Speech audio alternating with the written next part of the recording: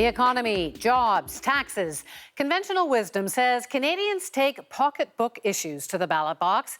But while the TPP trade deal gets hammered out over the past week, Conservatives have also cast themselves as defenders of Canadian values and culture. On banning niqabs from citizenship ceremonies, they've doubled down. This practice of face covering is grounded in a medieval tribal culture. On what they call barbaric cultural practices. Violence, sexual slavery, honor killings. Conservatives want more police and a hotline. The Conservative government is not afraid to defend Canadian values. We need to stand up for our values. For convicted terrorists, Conservatives are doing the unprecedented, stripping their citizenship to purge them from Canada. We don't want these terrorists in our country. Those who attack the policies can be called out for supporting savagery. What has happened to the Liberal Party that they would embrace terrorists as Canadians? Justin Trudeau and Thomas Mulcair are more worried about political correctness. Rivals call it the politics of division. That divides Canadians one against the other. Identity politics, the politics of fear, the politics of division. But if the issues resonate, and polling suggests they could, all this culture and values talk may be divisive or decisive.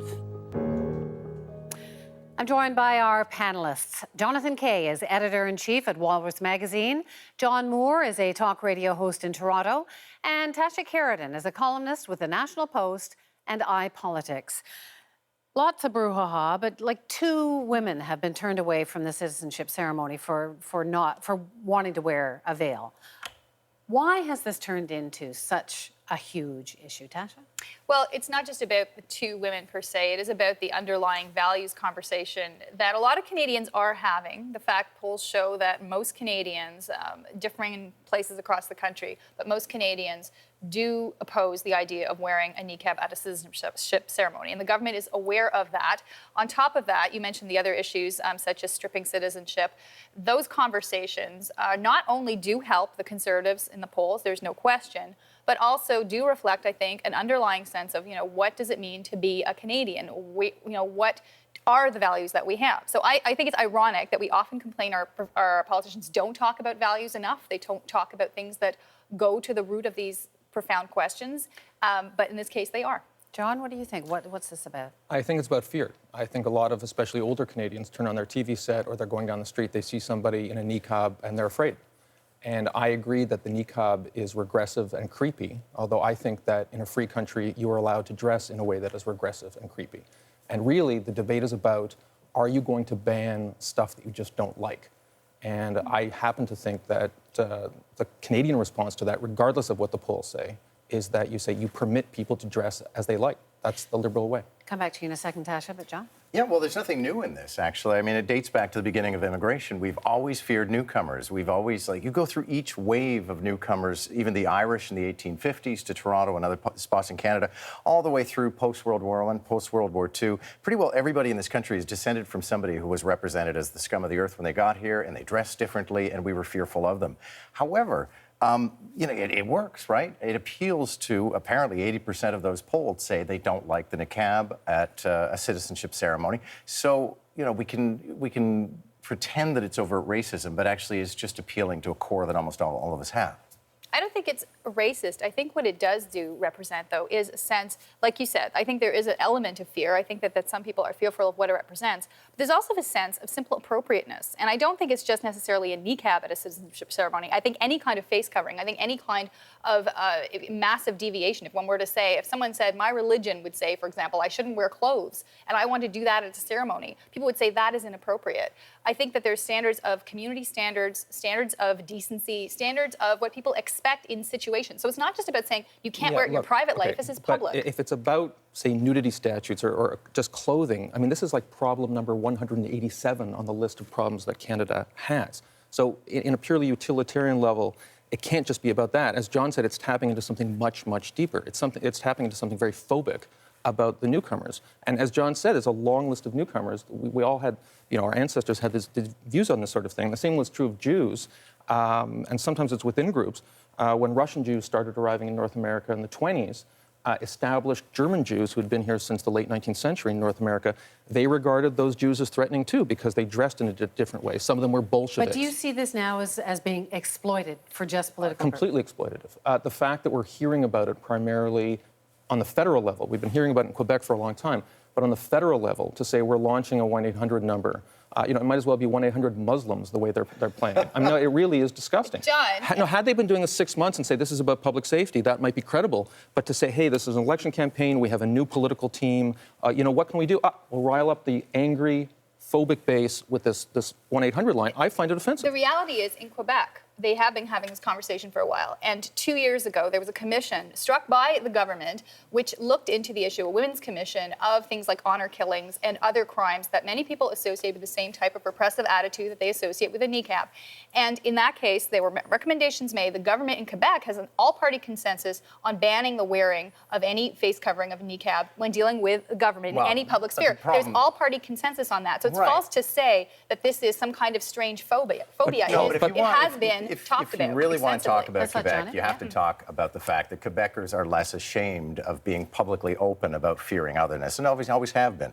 Quebecois comedy, which I was a part of on the Francophone side, openly mocks black people, Jews, gay people, Anglophones, because they're about 40 years behind the curve on realizing that this just isn't civil discourse. This isn't mockery. This is standing up also for but values I mean such that as... Quebecers are less ashamed about being intolerant. There is an element, I agree, in Quebec there is more overt intolerance. There has been cases such as Hérouville where people were overtly intolerant. People thought that went too far. But in this case, you're also talking about values that are in the Charter, such as equality of men and women, that are being, in many people's eyes, violated by this. John, are you saying that we shouldn't talk about this? I mean, Tasha's saying that this is something that matters and we need to get this out there. Look, I think we should talk about it. There shouldn't be any stigma against it. But the fact that the Conservatives have chosen this issue, which obviously is a dog whistle for attacking a particular group of people, and let's say it like it is, it's Muslims, at this time, 2.5 weeks before an election, I mean, to me, this is the equivalent of Donald Trump getting up and saying, you know what your problem is, America? All those Mexicans getting in, let's build a wall. They're not the attacking... niqab debate is the Canadian equivalent of let's build a wall. They're not attacking Muslims. They are attacking religious extremism, though. And I think in this country, we don't tolerate religious extremism. Really? In Bountiful, yes. So this 1-800 line, you think this 1-800 line, they're going to say, oh, hello, I think there's a religious extremist next door. You know that it's going to be angry, scared, middle-aged people who are calling up and saying, there's a Muslim family next door. British Columbia, the Bountiful sect in British Columbia, practiced polygamy, got into all sorts of trouble. Yes, and that is, John, I'm just saying, that is another example of something we don't tolerate socially. And this is the same kind of thing. And that's where the conversation is. So, John, I mean, John has made a comparison to Trump. Is that fair? Like, we look at what's been happening in Europe with the National Front and so on, and we say, oh, that's racist. Is this racist? I think it's much more subtle than that, and I would honestly give the Prime Minister credit, as I often have, for being quite honest about it. I think he just believes it's the right thing to do, that a woman shouldn't cover her face or that a terrorist should not continue to be a Canadian citizen. And actually, politically, this is genius. I mean, with the niqab thing, the Prime Minister looks like a feminist. He looks like a patriot. He even looks like a secularist. So, and nobody can actually accuse him of being overtly racist about it, because all he's talking about is, as he says, Canadian values. But people are suggesting that. I think, John, you yeah, are it's clearly a dog whistle. And I agree with John that the language has been subtle and the optics are good. You can bring a woman out in front of the microphone and say, oh, this is about protecting women. And there is an element of that. And by the way, just to repeat, I think we all agree that the niqab has a profoundly regressive aspect to it. I would love it if women in Canada did not wear the niqab, but I also respect the fact we live in a small L liberal country. We respect people's right to speak and eat and dress as they please, and this is part of it. And not in all places, and we do set certain standards for certain situations. And I disagree it's a dog whistle, because it's actually a very loud whistle. Like I said, a dog whistle is something that only a few people hear. Here, most Canadians are hearing this. And I think also, when you look at what they've done, it's not, the Conservatives didn't raise this issue. The courts chose to render a judgment in the middle of an election, and they had to respond to it. A very emotional, very divisive, or perhaps very important debate, but I want to move on to something that's completely different. There's a big rally, several thousand, 5,000, however many, out to see Justin Trudeau today, and a bit of momentum in his camp. And John, you wrote this article along with another article written by Ian Brown in The Globe, which is an opus on Justin Trudeau. and you had to talk about your unresolved issues over Justin Trudeau. Yeah. I mean, are you guys like in love with Justin All right, Trudeau? okay, wow. What's up with this? Mon amour. Look, Mon amour. There you go. Okay, well, I mean, just background for the viewers. I participated in the editing process of his 2014 book. I spent a lot of time with him and his inner circle. And, you know, as anyone who works, freelance on writing projects, I walked away. But it is true that in the article I talked about how I saw a lot of raw emotions on his part and the people around him. I talked a lot in the article about how everybody focuses on him being the son of a former prime minister.